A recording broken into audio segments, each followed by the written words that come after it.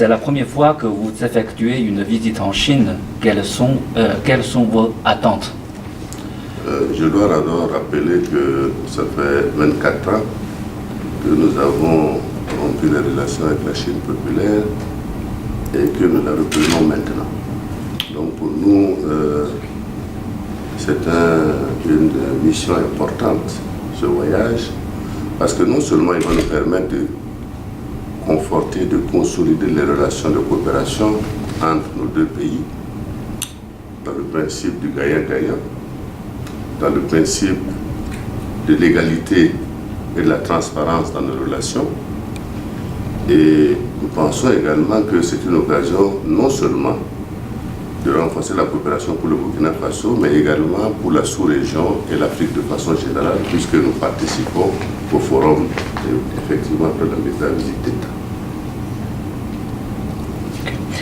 La Chine et le Burkina Faso ont renoué les relations diplomatiques le 26 mai. Quelles sont vos remarques sur les relations bilatérales sino-burkinabées? Dans quel domaine les deux pays peuvent-ils mener des coopérations étroites? Je dois dire que ce sont des relations que nous rétablissons après 24 ans. Il faut certainement réapprendre à se connaître et savoir que de tous les deux côtés, les choses ont évolué depuis longtemps. C'est pour cela que nos attentes, c'est, comme je l'ai dit tantôt, renforcer la coopération avec la Chine populaire dans tous les domaines, que ce soit les domaines économiques, que ce soit les domaines qui concernent l'amélioration des conditions de vie de nos populations, que ce soit les domaines de la sécurité, que ce soit des domaines d'électricité, etc., etc. C'est pour dire que c'est un partenariat qui va être aussi large que possible, de manière à permettre effectivement à ce que, dans le cadre d'une commission que nous aurons entre la Chine populaire et le Burkina Faso, nous puissions régulièrement sélectionner les priorités et voir comment nous pouvons avancer ensemble et fortifier ces relations que nous commençons à remettre en place entre la Chine populaire et le Burkina Faso.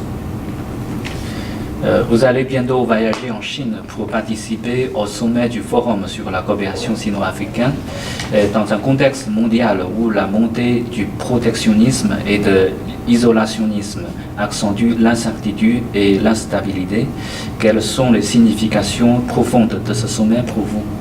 Pour nous, déjà, la tenue d'un sommet entre la Chine populaire et l'Afrique montre déjà l'intérêt du multilatéralisme.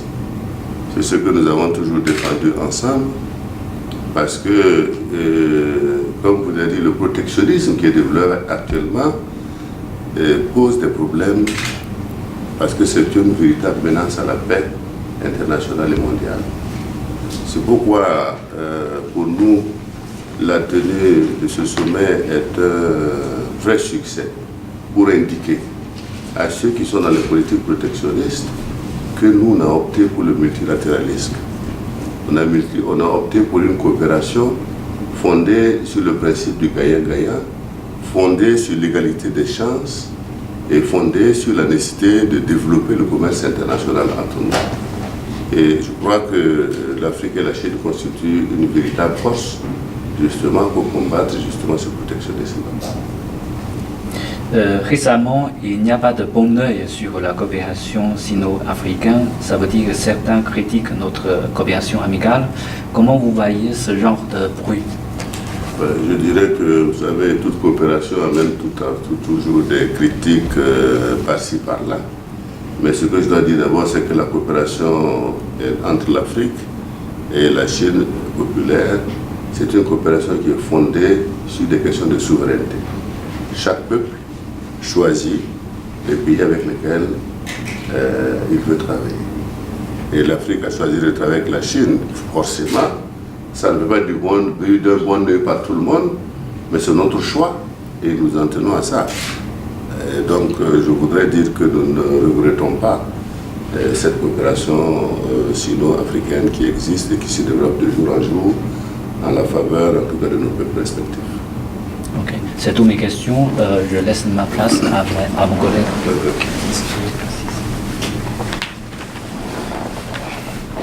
Bonjour le Président, Monsieur le Président. Je suis journaliste de l'agence Chine Nouvelle. Je vais vous poser 4 questions. La première question est que qu'est-ce que vous en pensez sur l'initiative chinoise de la ceinture de la route?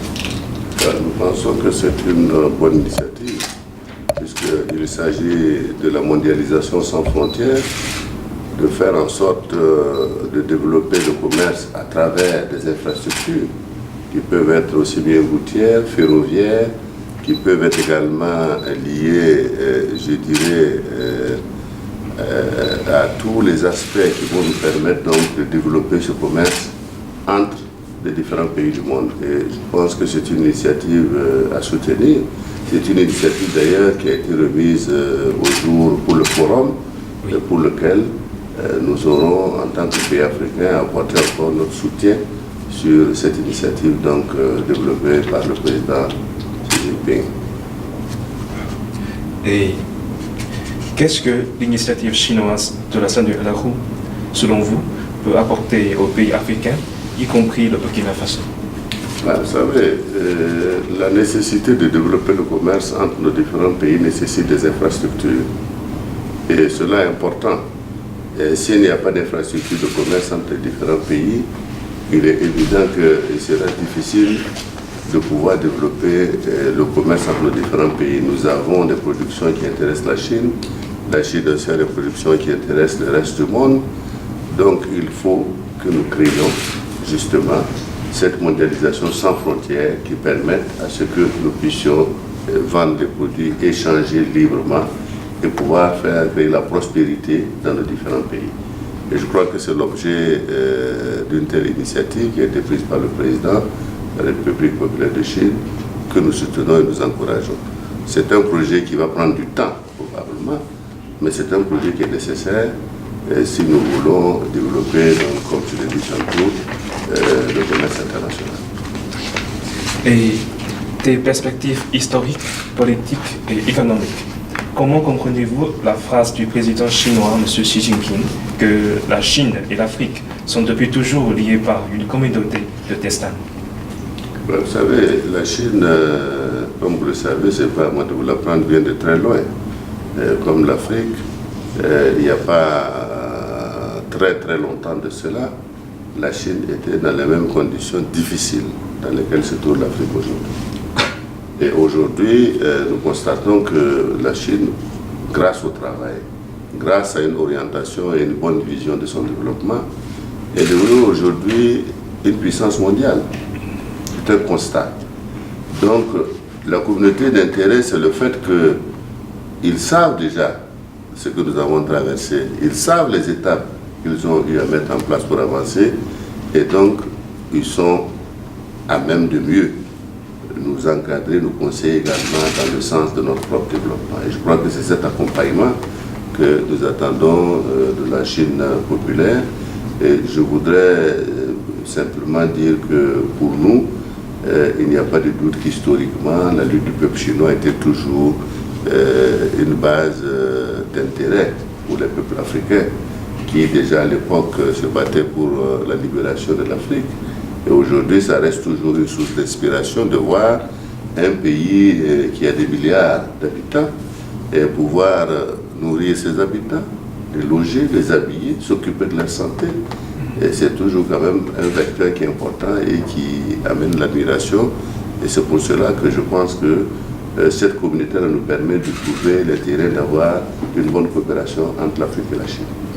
Okay.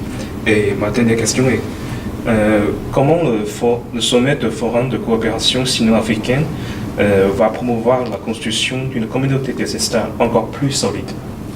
En fait, le forum sino-africain, l'objectif c'est d'être un cadre d'orientation. Puisque vous savez très bien qu'entre les services de la République populaire de Chine et l'Union africaine, c'est une grande préparation ensemble pour tenir compte non seulement des programmes de l'Union africaine, des programmes également qui concernent les différents pays, parce que chacun a un programme, et nous au niveau de Burkina Faso, nous avons le plan national de développement économique et social, et également les programmes sous-régionaux que nous avons par ailleurs. Donc c'est pour dire que c'est un grand cadre, et je crois que au cours des discussions que nous allons avoir, il s'agit de voir un peu quelles sont les priorités dans lesquelles notre coopération va se consolider entre la Chine et l'Afrique, à travers les différents pays, à travers la coordination au niveau de l'Union africaine et à travers nos organisations sous-régionales. Donc c'est un grand exercice de coordination et de développement entre nos différents pays. Et ça, c'est un aspect qui est important. Et comme vous le savez, c'est un cadre qui est général. C'est clair que dans la visite d'État que nous aurons à discuter des questions qui concernent le Burkina Faso en tant que tel, entre le président Xi Jinping et moi-même. Mais dans le cadre du forum, nous aurons plus à discuter des questions qui concernent la coordination de l'ensemble de l'action de la Chine populaire vis-à-vis de l'Afrique et des organisations sous-régionales. Donc, c'est un autre cadre qui va nous permettre de définir cette orientation. Okay. Merci, Monsieur le Président. Merci beaucoup. Ce sont toutes nos questions. Merci beaucoup.